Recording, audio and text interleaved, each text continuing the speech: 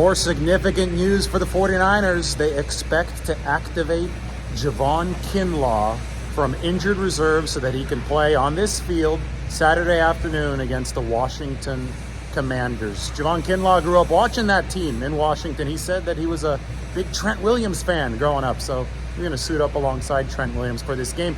Important game for the 49ers to return Javon Kinlaw because Washington's calling card offensively is a physical running game. Brian Robinson Jr. and Antonio Gibson, they're two running backs for the Commanders, way over 220 pounds. Those guys like to smash the football right up the middle. And although Washington is not a great team offensively, they do control the clock with that power run game.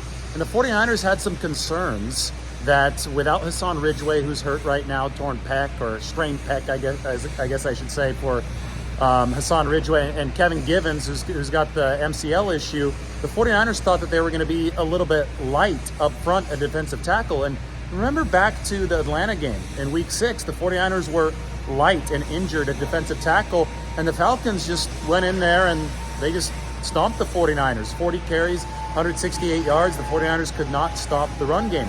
D'Amico Ryans said yesterday that this Washington run game is the best one that the 49ers have faced since Atlanta.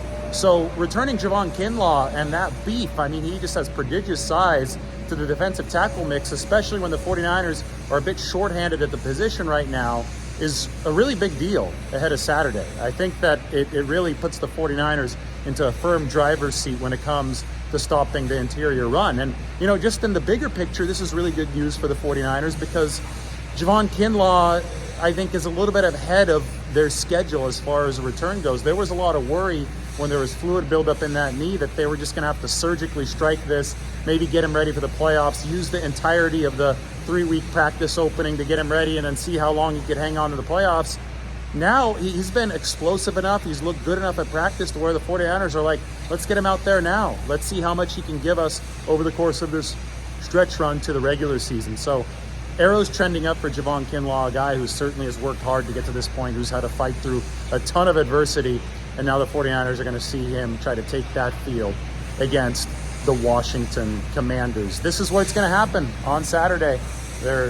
Noisy here behind me is a lot of cleaning going on in the seats, getting ready for the fans to show up here at Levi's Stadium for Week 16. And one more quick piece of info. 49ers rookie running back Jordan Mason is questionable for this game with a hamstring issue.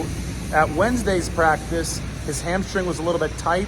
Jordan Mason reported that, and the 49ers pulled him out of practice, so they're going to see how he does between now and game time. But the closer, his status is in question, although I will say that I did see Jordan Mason walking around the 49ers locker room today. He wasn't getting treatment. That's usually a decent sign for a player's availability. If Jordan Mason is not ready to go, then it's going to be Ty Davis-Price, and Tevin Coleman could be activated from the practice squad right behind him. So we will see. Kyle Shanahan actually today talked a little bit about Ty Davis-Price's season, said that basically his high ankle sprain in Week 2 meant that he missed his opportunity to rise up the depth chart. Obviously, guys like Christian McCaffrey, Jordan Mason, Elijah Mitchell, whenever he's been healthy, they've been higher up on the pecking order for the 49ers. All right, we'll talk to you later.